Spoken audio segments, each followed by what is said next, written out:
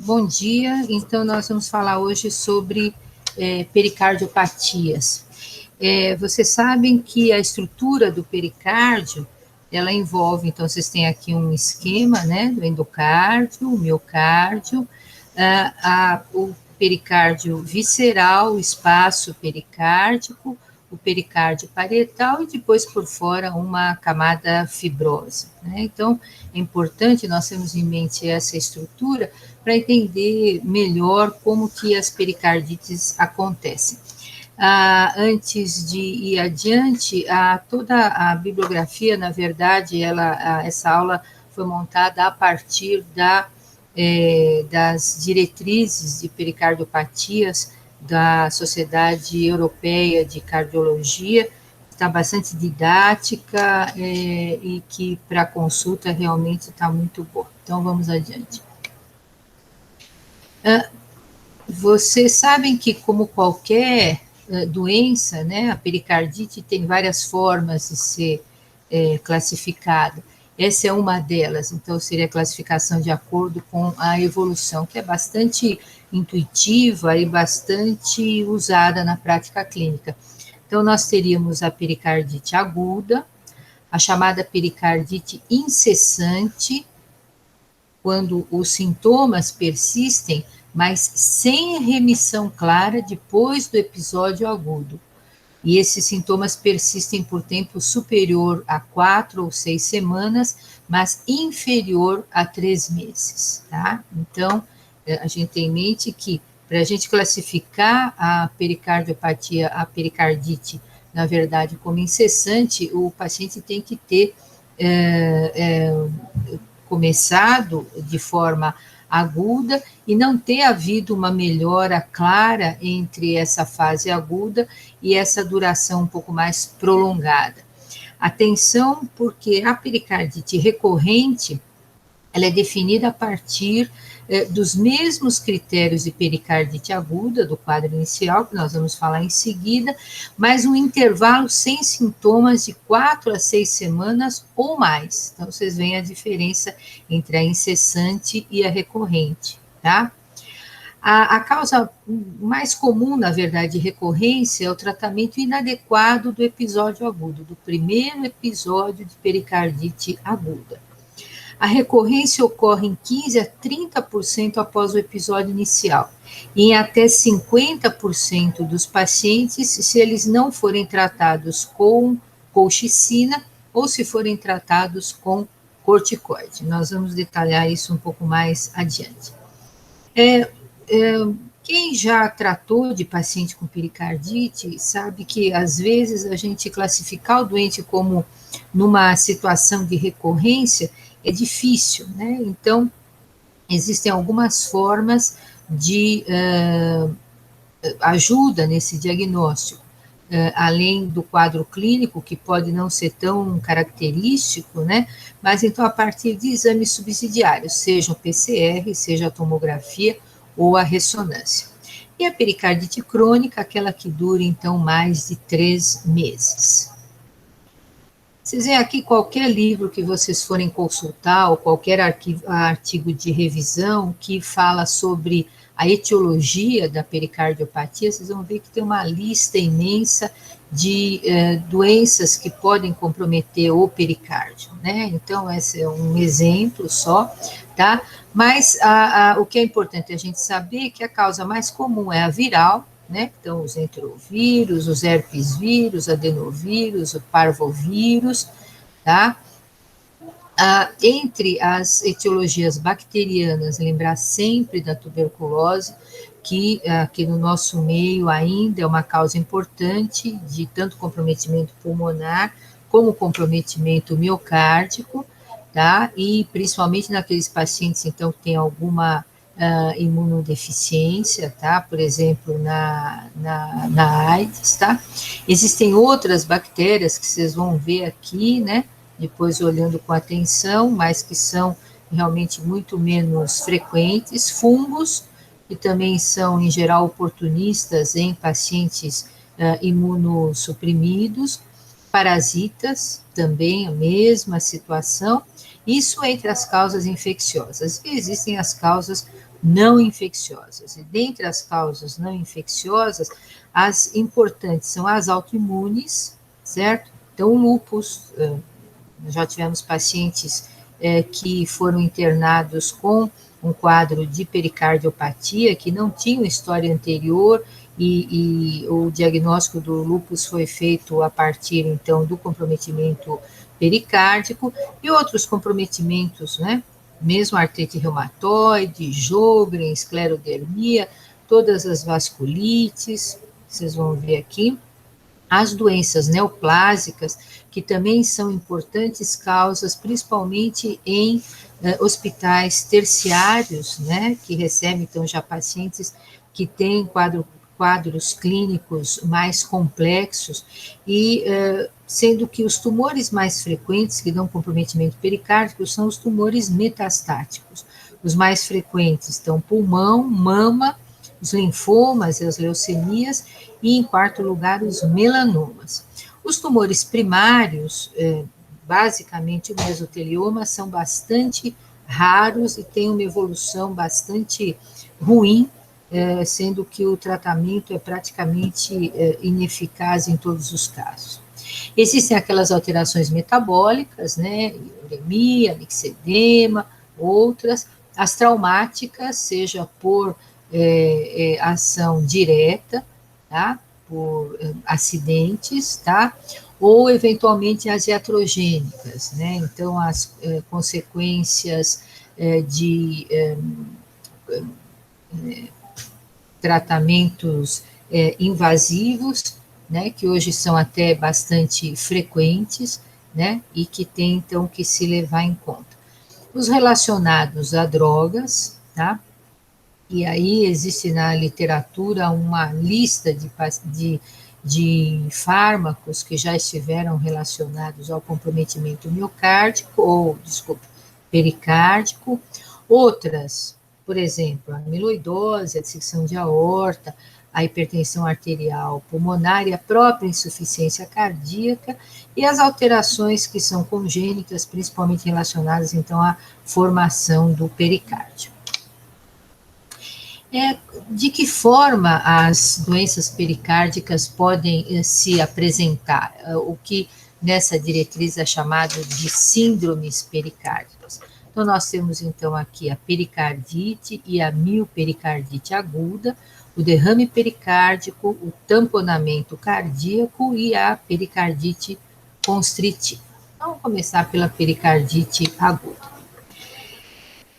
Estima-se que a pericardite aguda aconteça em 5% das admissões em pronto-socorro por dor torácica. E é uma estimativa até bastante, um número bastante baixo, provavelmente esse número real não é muito superior a esse, tá? Então, na verdade, a gente tem que ter em mente o diagnóstico de pericardite aguda, principalmente em paciente jovem que vem ao pronto-socorro por dor no peito. Lembrar que dor no peito não é igual à insuficiência coronariana, mas a gente precisa ter em mente a pericardite como uma causa de dor torácica. E como que se faz, então, o diagnóstico? Então, tem que estar presentes 2 sintomas ou sinais entre esses 4 aqui. Então, vamos ver um por um. A dor torácica, que é a mais frequente, 85% dos pacientes têm. A ausculta de atrito pericárdico, que aparece em mais ou menos 1/3, até um pouco menos dos casos. Lembrar que o atrito, ele pode ser variável no decorrer do tempo, ele é variável com o decúbito do paciente, então o paciente tem que ser auscultado em vários decúbitos, em momentos diferentes. As alterações eletrocardiográficas, que acontecem em até 60% dos casos, e o derrame pericárdico, que geralmente é leve, é discreto na pericardite aguda. Temos que levar em conta também que, às vezes, desde o aparecimento do quadro agudo da pericardiopatia, os sinais e sintomas da doença de base podem estar presentes. Então, artrite, por exemplo, em doenças do tecido conectivo. O perfil laboratorial é de doença aguda. Eventualmente, a dosagem de marcadores de necrose miocárdica podem ser positivos quando existe comprometimento miocárdico superficial. A radiografia de tórax não ajuda muito, porque na pericardite aguda ela é geralmente normal. Acúmulos de volumes menores que 300 ml, em geral, não aumentam a área cardíaca ao raio-x de tórax. O eletrocardiograma, o que é o clássico, característico, e que, principalmente em relação ao infra do intervalo PR, é difícil de se encontrar na prática clínica, é principalmente o supra do segmento ST com concavidade para cima, certo? Essa é a grande diferença em relação à insuficiência coronariana, tá? E vocês veem que aqui você não tem o T invertido da insuficiência coronariana, e geralmente o comprometimento ou a alteração, ela aparece de forma difusa no eletrocardiograma, não é como na insuficiência coronariana, que existe uma parede predominante. O prognóstico da pericardite aguda, ele está relacionado à presença ou não dos chamados sinais de alerta. Então, quais são os principais sinais de alerta? A febre alta, a evolução arrastada, uma evolução subaguda, então aquela pericardite incessante, a presença de derrame pericárdico volumoso, que não é frequente na pericardite aguda e já pode fazer a gente pensar em algumas etiologias específicas, como, por exemplo, tumores, o tamponamento cardíaco e a falha de resposta após uma semana de tratamento. Outros sinais de alerta menos frequentes, o comprometimento miocárdico superficial, a imunodepressão, o trauma e a anticoagulação oral. No geral, o prognóstico da pericardite aguda, que ela, na verdade, é presumidamente viral até prova em contrário, é bom, tá? Tanto na que vem acompanhada de um quadro viral com tosse, coriza, etc., como naquela que não tem um quadro viral bem definido e que fica com o selo de idiopática. O tamponamento é raro, é mais comum quando existe neoplasia associada, tuberculose ou pericardite purulenta, que é um quadro extremamente grave, mas felizmente não muito frequente na prática clínica. Existe a probabilidade de evolução para pericardite constritiva. Na verdade, você pode encontrar descrições na literatura de qualquer etiologia poder levar a pericardite constritiva, mas essa possibilidade é baixa quando a etiologia é idiopática ou viral, passa a ser intermediária quando o comprometimento é definido como autoimune, a pericardite imunomediada e a neoplásica, e ela é alta quando o comprometimento é por bactéria, principalmente o bacilo da tuberculose ou eventualmente outras bactérias.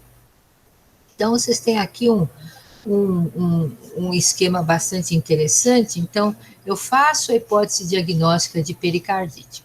Exame físico, eletrocardiograma, raio-x de tórax, ecocardiograma, eu doso a PCR, doso a troponina. Não tem nenhuma dessas possibilidades aqui encontradas no quadro clínico do doente, então os critérios de diagnóstico não são satisfeitos e vamos ter que procurar outra causa para o quadro clínico do doente que não pericardite. Mas, se esse quadro clínico estiver presente, nós temos que ver se existe uma etiologia específica já no quadro clínico inicial que seja fortemente suspeita ou que exista algum preditor de prognóstico comprometido. E, de novo, quais são? Febre alta, evolução subaguda, derrame pericárdico importante, tamponamento cardíaco, a falta de resposta, então, à terapêutica inicial, e entre os fatores menores, a miopericardite, a imunossupressão, se isso ocorreu decorrente de trauma ou se o paciente está tomando anticoagulação oral. Então, se houver qualquer uma dessas possibilidades, bom, esse é um caso de alto risco, esse paciente deve ficar internado e deve ser feita uma investigação já etiológica, tá? Se isso não estiver acontecendo, o que deve ser feito? Deve ser feito, então, o início de uma terapêutica empírica, e nós vamos dizer em seguida qual é, e naqueles pacientes que não desenvolveram sinais de alto risco, o paciente não precisa ficar internado, não precisa ser feita nenhuma pesquisa de etiologia, e aí a gente vai analisar qual foi a resposta do paciente ao anti-inflamatório não hormonal. Se não houve resposta, o paciente é considerado numa situação de risco moderado, então ele precisa ser internado e a busca da etiologia deve ser feita. Se o paciente respondeu à terapêutica inicial, ele é um caso de baixo risco e o segmento deve ser ambulatorial. Como é que é feita, então, a investigação para pericardite, investigação diagnóstica? É proposto, então, um chamado primeiro nível, que deve ser feito em todos os casos. Então, definição de inflamação, seja por PCR, por VHS, por hemograma com contagem diferencial de leucócito, a dosagem de marcadores de lesão miocárdica, seja troponina, CKMB, avaliação de função renal, avaliação de função hepática, avaliação de função tireoidiana, um eletrocardiograma, pelos motivos que nós já falamos, a radiografia de tórax em PA e perfil, tá? E depois, mais adiante, nós vamos dizer por que o perfil é importante na investigação das pericardiopatias, e o ecocardiograma. Lembrar que a sorologia para vírus não acrescenta nada à investigação etiológica da pericardite aguda. Qual seria o segundo nível? Então, eu passei do primeiro nível, ainda não cheguei à conclusão do que o paciente tem como causa do comprometimento pericárdico.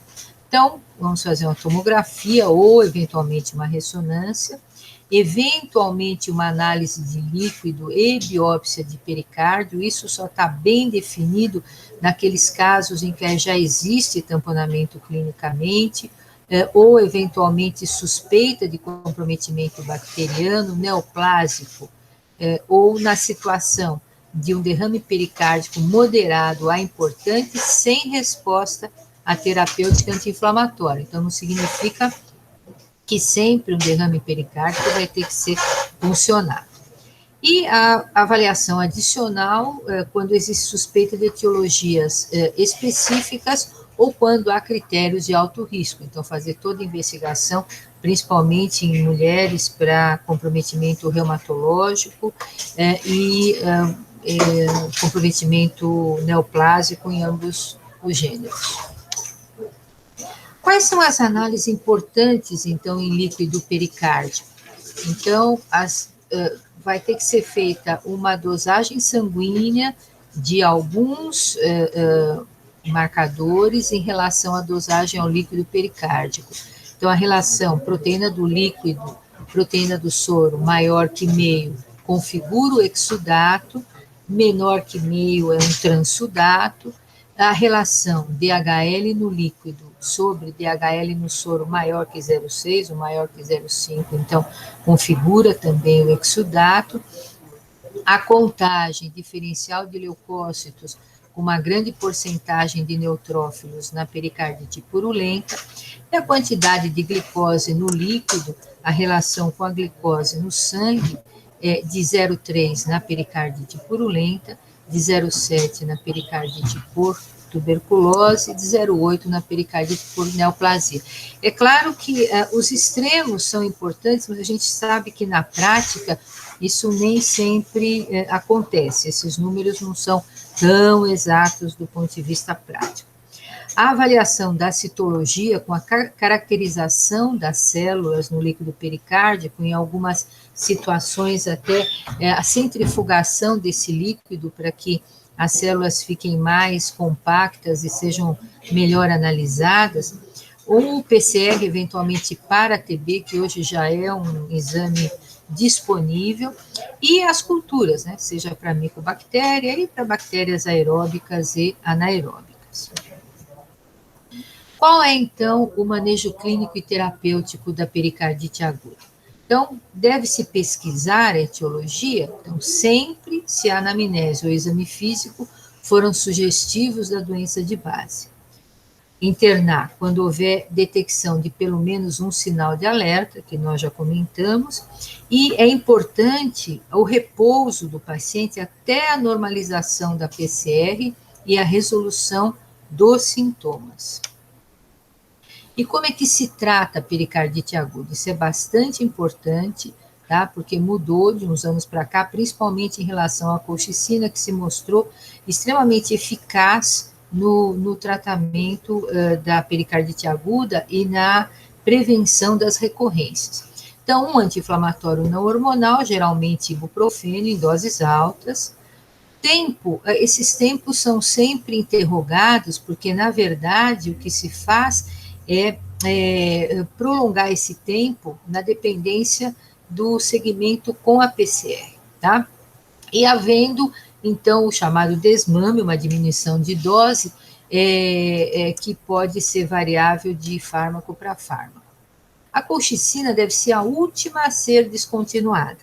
A dose, hoje em dia, não se faz a chamada dose de ataque. Se o paciente tiver menos que 70 quilos, meio miligrama por dia.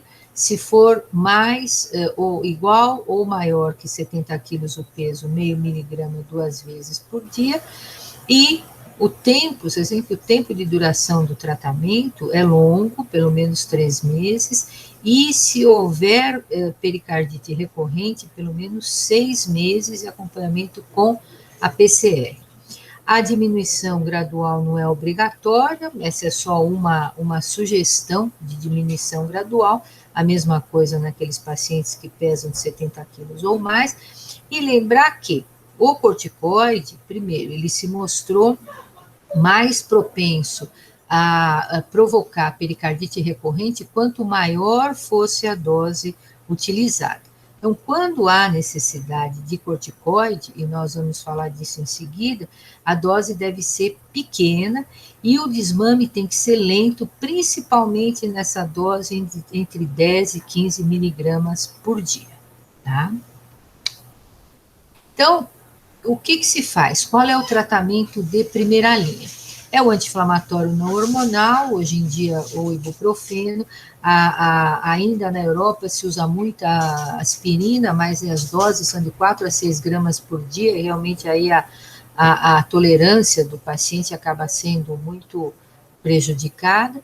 Então, é o anti-inflamatório não hormonal mais a colchicina, mais o repouso. O repouso faz parte do tratamento. E por que a colchicina é importante? Ela melhora a resposta ao anti-inflamatório não hormonal, previne a recorrência em até 50% dos casos, 15 a 30% dos pacientes com pericardite aguda idiopática não tratados com colchicina desenvolverão a doença recorrente ou incessante. E o que se faz em relação ao corticoide? Ele é considerado um tratamento de segunda linha, sempre em doses baixas. Em que situação?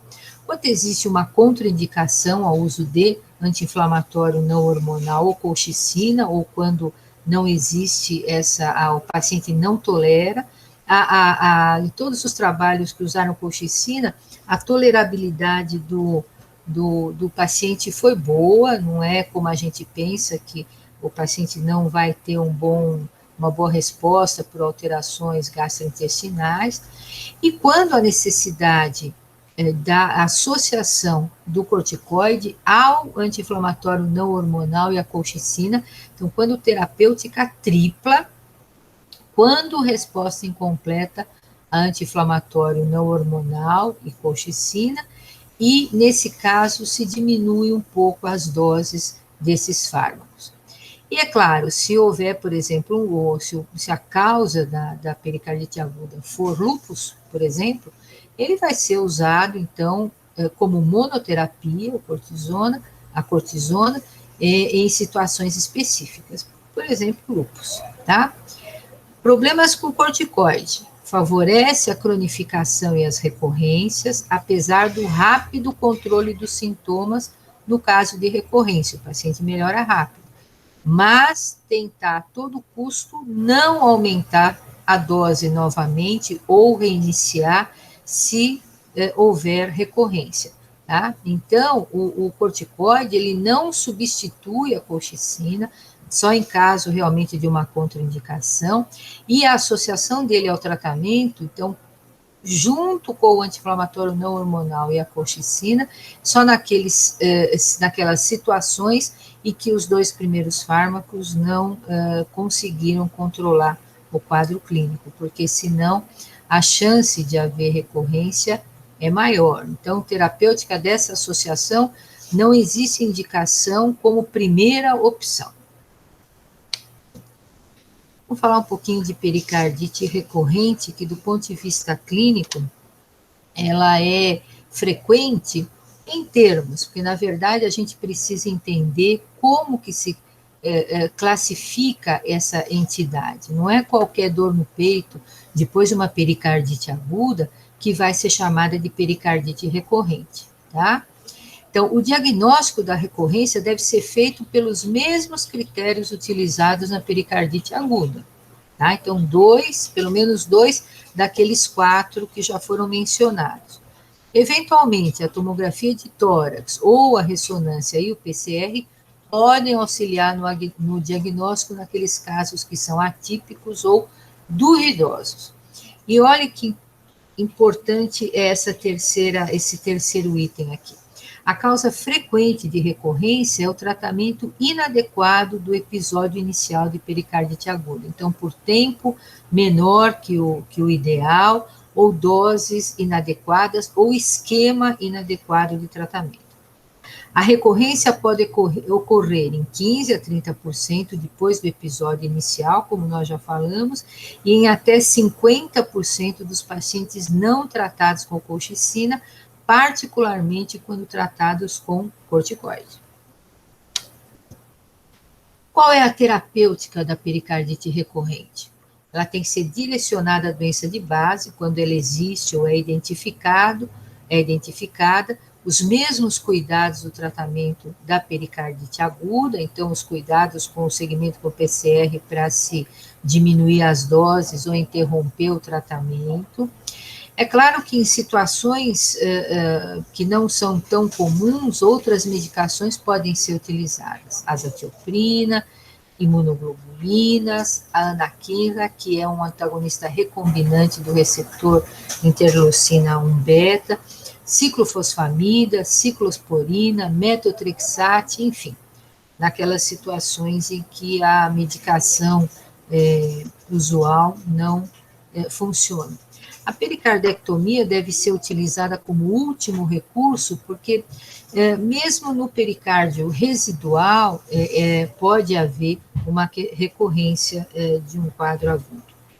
A diretriz europeia ela não indica vacina contra a influenza, já que essa etiologia é pouco frequente e pode haver piora do quadro por estímulo inapropriado ao sistema imune, é claro que isso durante o tratamento da pericardite aguda.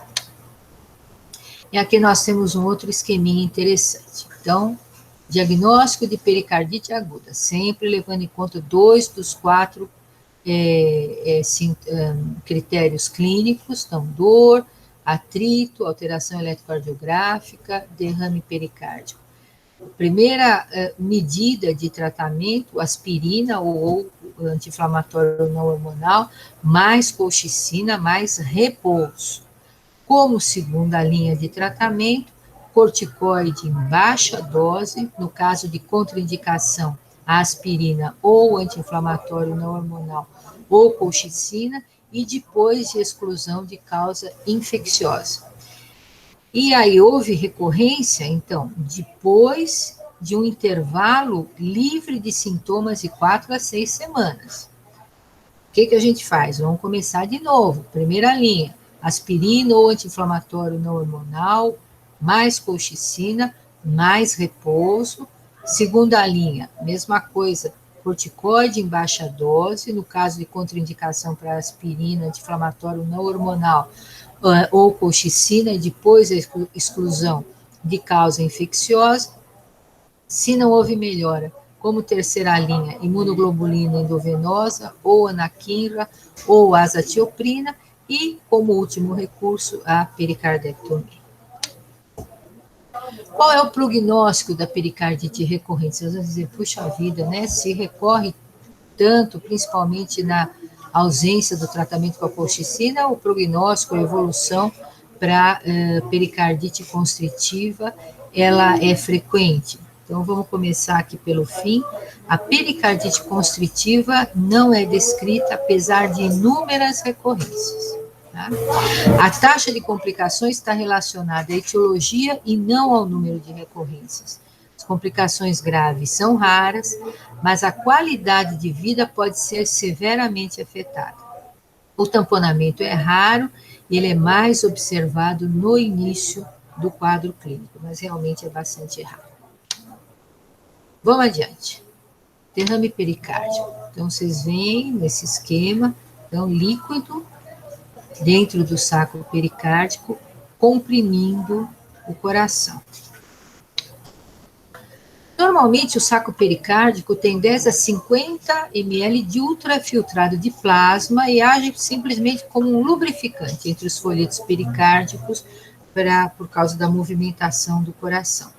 O aumento do líquido pericárdico pode se caracterizar como um exudato, resultado de inflamação, com aumento de produção de líquido, ou como um transsudato, por diminuição de reabsorção, por aumento de pressão venosa sistêmica, por exemplo, insuficiência cardíaca e, eventualmente, hipertensão pulmonar. Essa é uma classificação, uma opção, né, como todo tipo de classificação.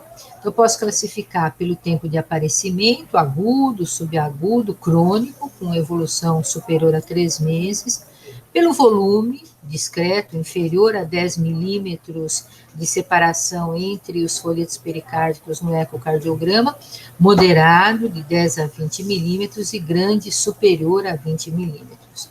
Ele pode se distribuir de forma igual ao redor do coração ou, eventualmente, ser loculado, então, aparecer em lojas, isso pode estar relacionado, por exemplo, a comprometimento por bacteriano, né, a pericardite purulenta.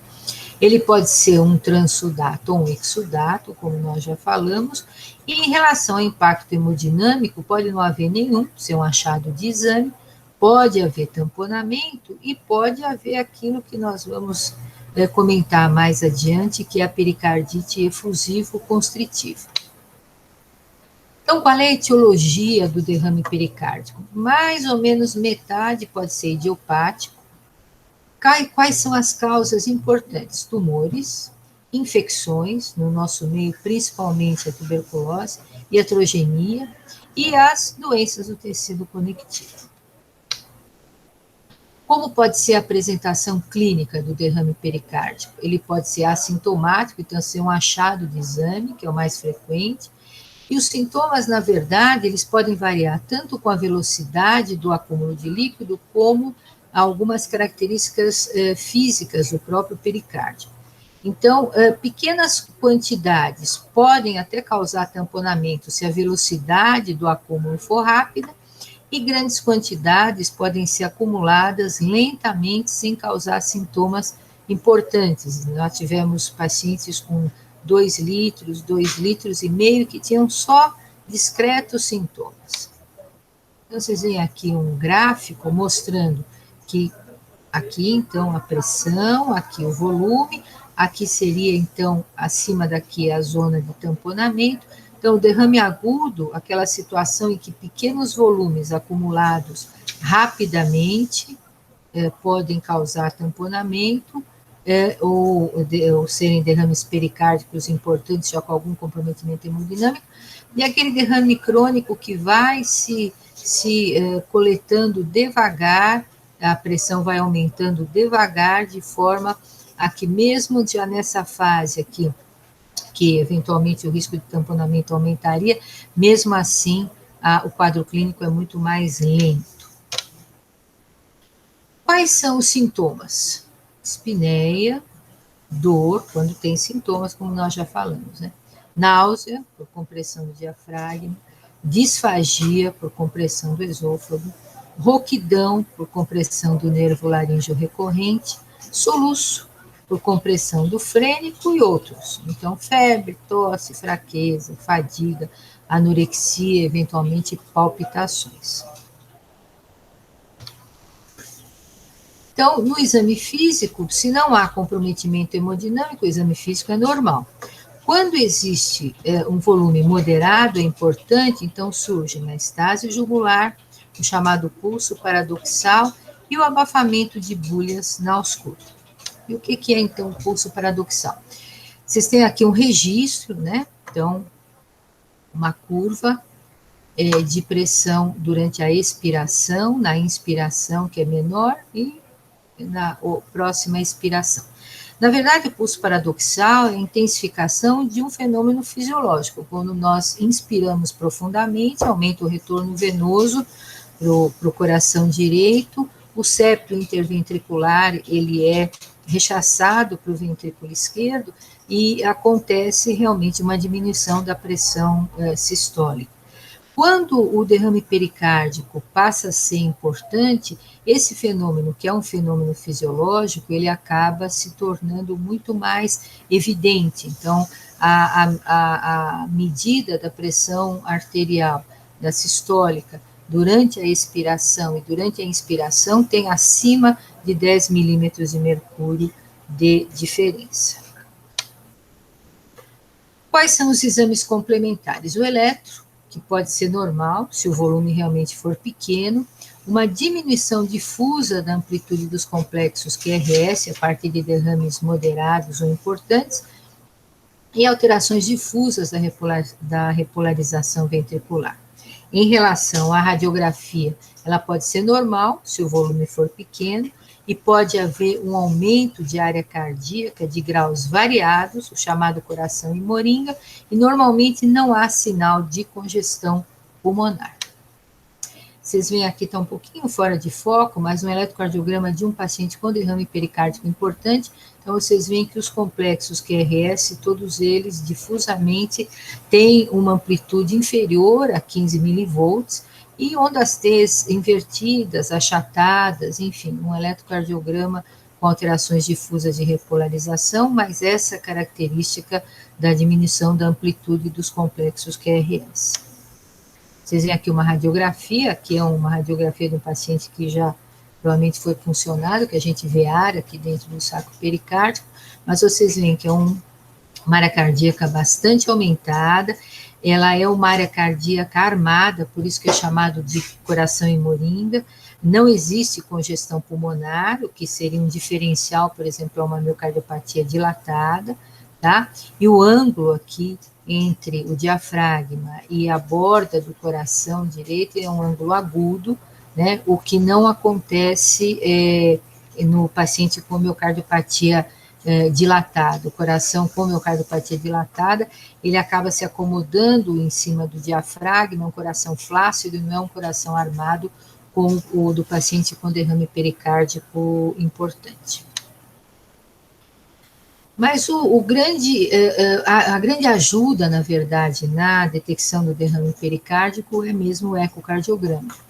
Então, ele não só mostra o volume, como o efeito hemodinâmico.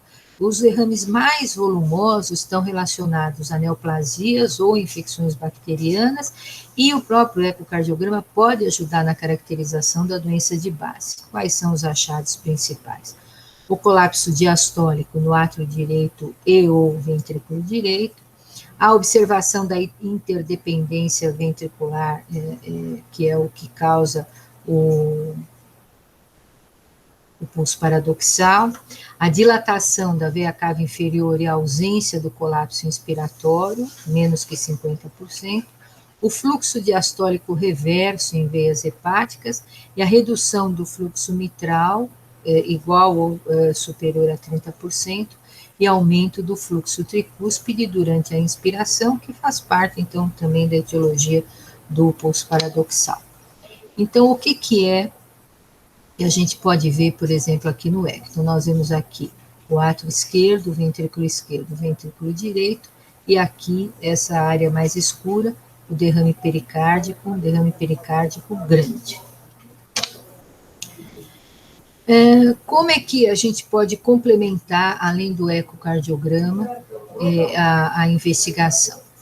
Com a tomografia, eventualmente ou com a ressonância, que ajudam na caracterização, principalmente do derrame loculado, se bem que o eco também pode ver isso, mas dá uma ideia melhor do espessamento pericárdico e, eventualmente, massas intrapericárdicas, tumores, além da caracterização da inflamação, que aparece bem na ressonância. E as provas de fase aguda, que caracterizam realmente a inflamação. Então, nós vemos aqui uma tomografia, tá? Mas realmente o eco é a grande ajuda, já que ele é mais centros tem um exame hoje em dia de fácil encontro. Qual é o prognóstico? É claro que ele está relacionado à doença de base, o volume acaba influenciando no prognóstico, quanto menor o volume, melhor o prognóstico, mas isso está, na verdade, também relacionado à própria doença de base, já que tumores, por exemplo, normalmente levam a derrames pericárdicos importantes e tamponamento, então aí o prognóstico fica mais comprometido. Volumes grandes, com evolução de tempo superior a 3 meses, tem até 30% de risco de progressão para tamponamento. É por isso que o paciente com derrame pericárdico importante, que não tem alteração hemodinâmica, ele tem que ser seguido, e se não existe uma causa definida, ele tem que ser seguido de perto. O tratamento é da doença de base. Quando os marcadores inflamatórios são positivos, pode-se usar, então, o mesmo esquema como se fosse uma pericardite aguda. Deve ser feito essa é uma possibilidade que pode ser tentada, mas na presença de marcadores inflamatórios positivos, tá? Isso não tem respaldo na literatura, mas não é errado se fazer. A pericardiocentese pode ser considerada no caso de derrames volumosos, mas as recorrências são comuns. Pericardectomia ou principalmente janela pleuropericárdica podem ser consideradas quando existe recorrência, loculação ou na necessidade de biópsia. Então, já a opção por um procedimento cirúrgico, a janela pleuropericárdica é muito utilizada naqueles pacientes que têm neoplasias e que têm derrames pericárdicos de repetição, porque aumentam na distribuição do líquido para os espaços pleurais, aumentam a superfície de absorção e, com isso, então, melhora o quadro clínico. Vamos ao tamponamento. O tamponamento acontece quando existe, então, compressão do coração por acúmulo no espaço pericárdico de líquido, o mais frequente, pus, eventualmente sangue, coágulos ou gás, como resultado de inflamação, trauma, com ruptura de câmara ou dissecção de aorta. Então, na verdade, o tamponamento é um derrame pericárdico que tem efeito hemodinâmico. Qual é o quadro clínico?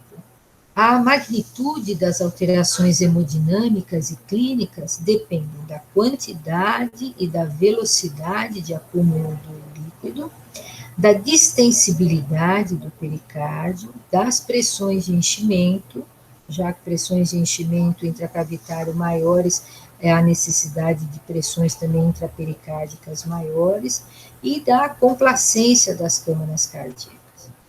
E o tamponamento é um fenômeno de última gota, é aquilo que a gente já tinha mostrado, que vamos ver de novo. Realmente depende do tempo de coleta do líquido, da velocidade, da distensibilidade do pericárdio, derrames agudos com volumes menores, levando a grandes aumentos de pressão, derrames crônicos, então volumes maiores, levando a grandes aumentos de pressão, só depois de bastante tempo. O quadro clínico é de taquicardia, hipotensão, o pulso paradoxal, ele normalmente está presente, eu não sei, às vezes o paciente esteja já muito hipotenso para ser detectado, estase jugular, que é um dos grandes sinais clínicos, e o abafamento de bolhas. O eletrocardiograma mostra a diminuição da voltagem dos complexos QRS e a chamada alternância elétrica, o swinging heart. É a movimentação do coração dentro do saco pericárdico. É claro que o swinging heart pode aparecer também num derrame pericárdico importante, mesmo que não haja tamponamento. Na radiografia de tórax, o aumento da área cardíaca acontece nas efusões de acúmulo lento, senão a radiografia de tórax não é de ajuda. Então, vocês veem aqui um eletrocardiograma em relação àquele que nós tínhamos mostrado do derrame pericárdico importante, uma diminuição ainda mais intensa da amplitude dos complexos QRS, ondas T achatadas difusamente. Esse é o fenômeno da alternância elétrica, então, numa mesma derivação, eu tenho, então, um complexo QRS de amplitude normal e outro de amplitude baixa. Isso significa o coração se aproximando, principalmente aqui nas precordiais, se aproximando da parede do tórax, se afastando da parede do tórax. Então, vocês veem que realmente essa alteração aqui, só que isso do ponto de vista clínico não é muito frequente de se ver. Vocês veem aqui nesse D2 longo, ó, dá para diferenciar bem a amplitude dos complexos QRS. Aquela mesma radiografia que eu já mostrei para vocês, né, um coração armadinho, o chamado coração em moringa, sem congestão pulmonar. E o que nós, para que exame nós vamos apelar nessa situação? O eco, tá? Que confirma o diagnóstico, quantifica o volume de líquido, observa visualmente o swinging heart, documenta o grau de comprometimento hemodinâmico, então seja o colapso, né, do átrio direito e ou do ventrículo direito, o movimento anormal do septo interventricular, o aumento da variação respiratória de fluxo através das válvulas mitral e tricúspide, então reflete a presença do pulso paradoxal. E a dilatação das veias cavas com pouca variação respiratória. O cateterismo pode ser utilizado, mas isso em algumas situações raras, porque o ecocardiograma, em geral, resolve o problema. E o que é esse colapso do átrio direito? Então, ou do ventrículo direito. Aqui nós temos dois do átrio direito. Então, aqui nós temos o átrio esquerdo, o ventrículo esquerdo, o átrio direito, o ventrículo direito, e essa indentação aqui na parede do átrio direito, mostrando então que esse é o colapso, quer dizer, eu tenho tanto líquido aqui, ou pelo menos líquido com uma pressão tão alta, que ela começa a ser maior do que a pressão aqui no átrio direito, então provocar essa indentação. Aqui, a mesma coisa, tá? É claro que se for do ventrículo direito, mais pressão aqui, tá? E qual é aquele esqueminha, então? Tamponamento cardíaco ou suspeita de pericardite por bactéria ou etiologia neoplásica. Se existe, não tem muito o que discutir. Precisa ser feita pericardiocentese. Na verdade, o ideal é que seja feita uma abordagem por ótica, por videopericardioscopia, porque não é só se fazer a pericardiocentese. A pericardiocentese só para aliviar a pressão, mas o que nos interessa também é ter uma biópsia de pericárdio. Tá? Se isso não existe, então o tamponamento, pode existir um derrame pericárdico, pode ser até moderado, importante, mas então não existe suspeita de etiologia bacteriana ou neoplásica, vamos para marcadores inflamatórios. Se existem marcadores inflamatórios aumentados, pode-se tratar como uma pericardite aguda do ponto de vista empírico. Se não existem, existe uma doença associada conhecida? Se existe, provavelmente o derrame pericárdico está relacionado e é só tratar a doença de base. Se não existe, que é o mais frequente aqui, e o derrame for grande, o o que acontece? Se isso acontecer, considerar, então, pericardiocentese e drenagem, principalmente se a evolução for superior a 3 meses. Se não existe um grande derrame pericárdico, o segmento pode ser clínico frequente. Vamos adiante. Pericardite constritiva. Teoricamente, qualquer etiologia pode levar à constrição, mas naqueles pacientes em que o comprometimento agudo foi viral ou idiopático, ela é pouco frequente. No doente que tem um comprometimento neoplásico ou uma pericardite imunomediada, já é um pouquinho mais frequente. Agora, quando existe infecção bacteriana no nosso meio, entenda-se tuberculose, a pericardite evolui para constrição até em 30% dos casos. E qual é a característica da pericardite constritiva? É o espessamento pericárdico importante e a calcificação, mas pode haver constrição com espessura pericárdica normal em até 20% dos casos. Nós vamos explicar isso mais adiante. Quais são os sinais, os sintomas de insuficiência cardíaca? Quais são os sinais e sintomas de insuficiência cardíaca? Principalmente à direita.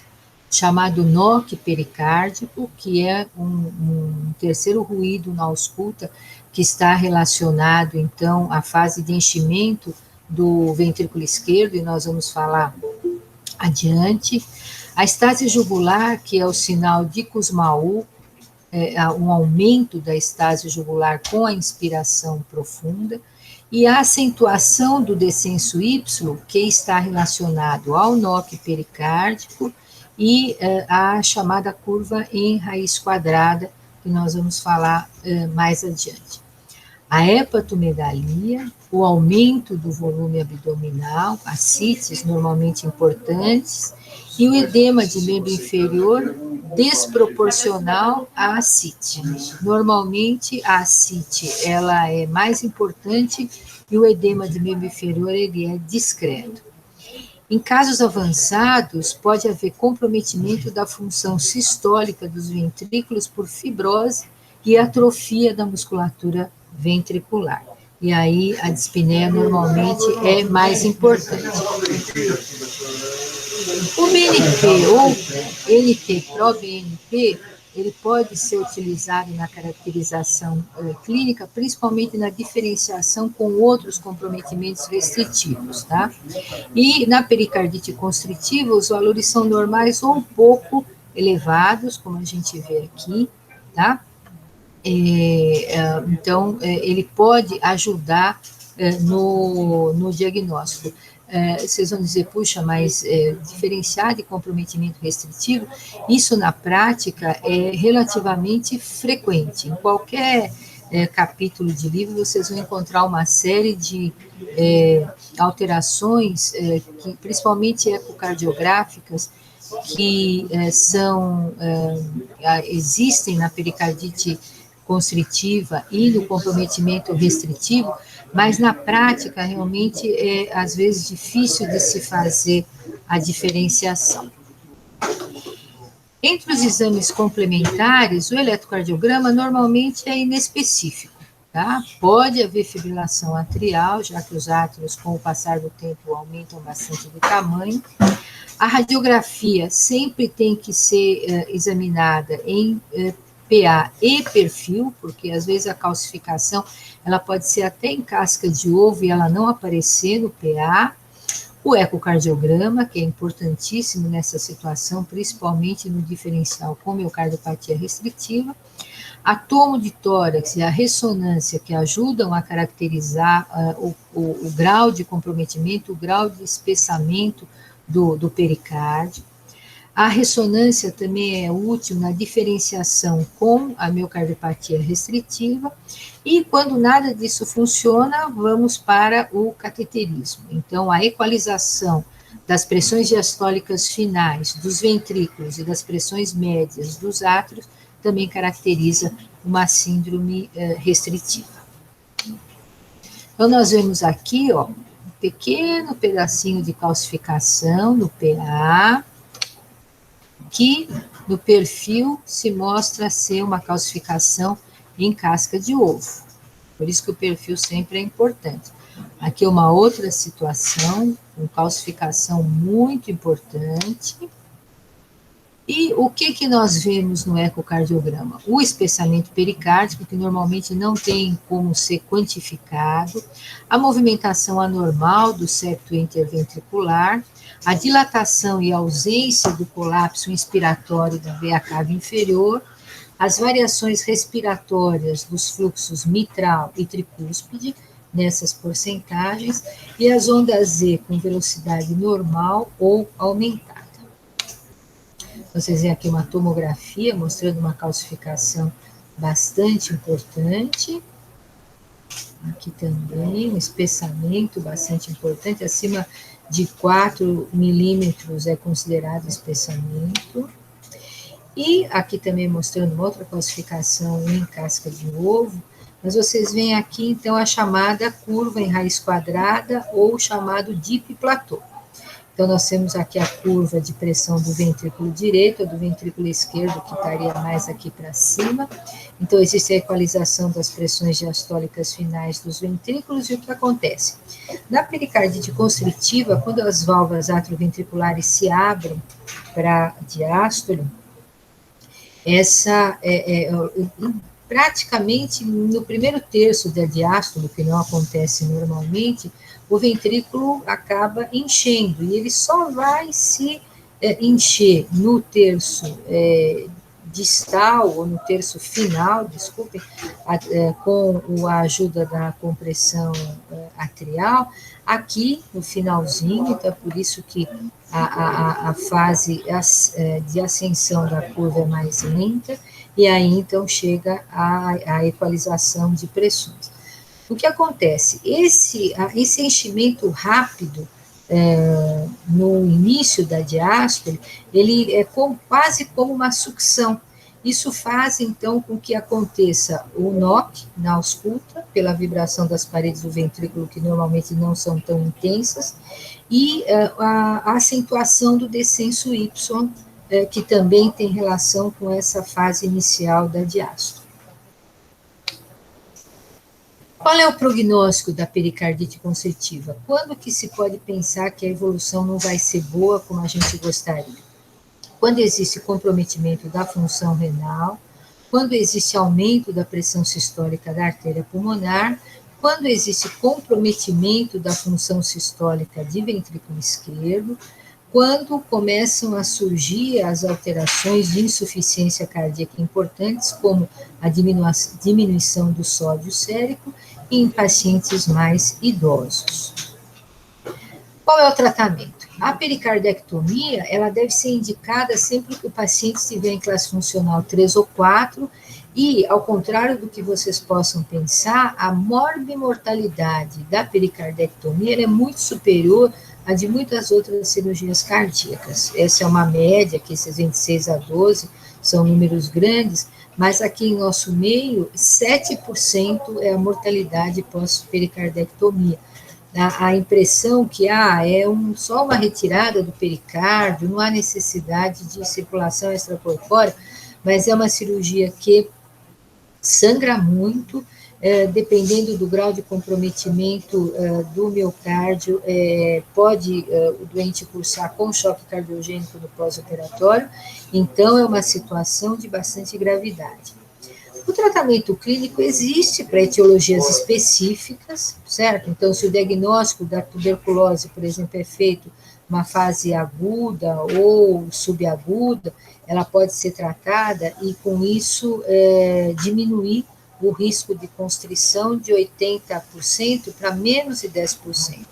Os anti-inflamatórios podem ser considerados para a chamada constrição transitória, por exemplo, na tuberculose, quando você ainda está na fase muito aguda e tratando a reversão do quadro, ou pelo menos em parte do quadro constritivo, o acompanhamento deve ser feito com exames de imagem e com provas de fase aguda, e o controle da congestão em casos avançados, então, só com diurético, quando a cirurgia é contraindicada ou de alto risco. Existe a chamada pericardite constritiva transitória, quando há uma pericardite aguda, derrame pericárdico discreto, que se resolvem com a terapêutica anti-inflamatória, e na ausência de evidências clínicas de processo crônico, principalmente presença de fibrilação atrial, caquexia, disfunção hepática, calcificação pericárdica, hipoalbuminemia por enteropatia perdedora de proteínas e manutenção da estabilidade hemodinâmica, o tratamento pode ser conservador e o segmento ser clínico, mas é claro que a grande maioria dos pacientes vão evoluir para a necessidade cirúrgica. E aqui a necessidade de marcadores inflamatórios e de exames de imagem para o segmento. E é importante a gente ter em mente que existe a chamada pericardite efusivo-constritiva, onde existe o quê? O espessamento mais o derrame. E o quadro clínico pode ser mais de derrame, mais de pericardite constritiva ou de ambos. E o diagnóstico é feito quando, depois da pericardiocentese, o quadro clínico e os dados ecocardiográficos continuam mostrando restrição. Isso se dá principalmente pelo espessamento predominante do pericárdio visceral, que é de difícil caracterização por exames de imagem e muito difícil abordagem cirúrgica. Então, vocês veem aqui um esquema, então aqui o espessamento do pericárdio visceral, o derrame em volta, tá? Então, antes da remoção do líquido, nós temos aqui em azul a pressão intrapericárdica, em amarelo a pressão do átrio direito, tá? Então, elas são superponíveis, tá? À medida que se remove o fluido, a pressão do átrio direito, ela fica aqui, continua alta, apesar da pressão intrapericárdica ter sido removida, tá? Então, esse tipo de comprometimento é muito grave e a situação cirúrgica, ela é difícil.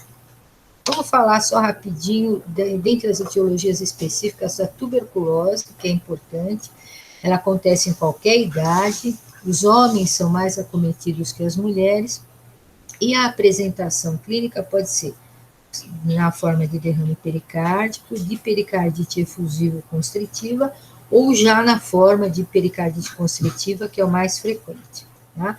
A pericardectomia deve ser indicada se após 4 a 8 semanas de tratamento o quadro clínico continua se deteriorando. O diagnóstico definitivo é feito pela pesquisa e encontro de BK no líquido ou na biópsia e na cultura ou PCR do líquido positivas. O problema é a gente conseguir isso aqui como positivo, tá? Muito difícil clinicamente. Mas o que torna a etiologia tuberculose provável?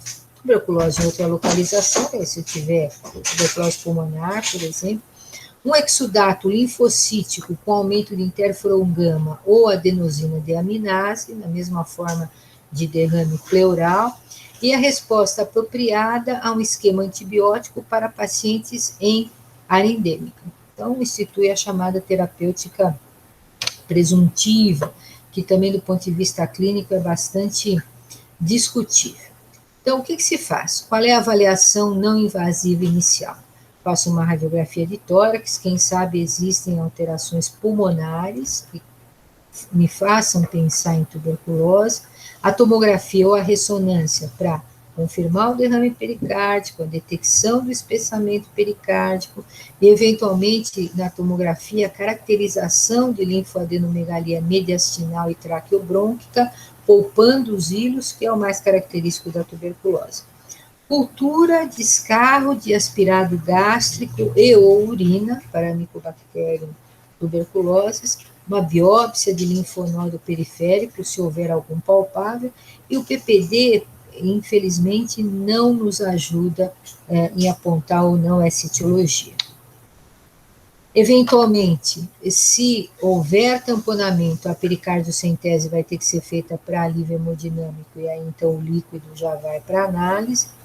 E, eventualmente, eu posso propor uma pericardiocentese diagnóstica quando existe uma forte suspeita clínica para caracterizar o líquido, para se ver a quantidade de leucócito e a caracterização, principalmente de linfócitos, para mandar o líquido para a cultura, para fazer um PCR para bactéria, e outros testes indiretos, que seriam a adenosina deaminase e a dosagem interferon gama. O passo seguinte seria a biópsia, que seria uma biópsia, entre aspas, terapêutica, como parte da investigação durante a drenagem, por exemplo, de recidiva de líquido, drenagem de demora ou falha de resposta terapêutica empírica. A biópsia chamada diagnóstica, então, naquelas situações, por exemplo, aqui no nosso meio, onde a tuberculose é endêmica, tá? Mas a biópsia diagnóstica, então, no caso aqui, pode não ser necessária. Em locais onde a doença não é endêmica, a biópsia é recomendada só após 3 semanas de quadro clínico sem outra etiologia detectável.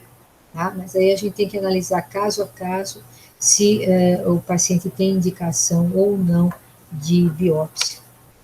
E, por último, a chamada quimioterapia antituberculose empírica, ou em locais onde a doença é endêmica, e o tratamento pode ser feito se outras etiologias forem afastadas, mas naquelas situações onde a doença não é endêmica, não há indicação de tratamento empírico. O tratamento é 2 meses de chamado esquema quádruplo, né, rifampicina, isoniazida, pirazinamida e etambutol, e 4 meses de isoniazida e rifampicina. Na evolução, existe um potencial para o desenvolvimento de pericardite constritiva dentro de 6 meses do aparecimento do derrame pericárdico, e o corticoide, nessa situação, só é necessário nas situações em que o doente está com muita dor, está com febre, está com sinais inflamatórios muito importantes, mas ele deve ser evitado em paciente que tem HIV, pelo aumento do risco de aparecimento de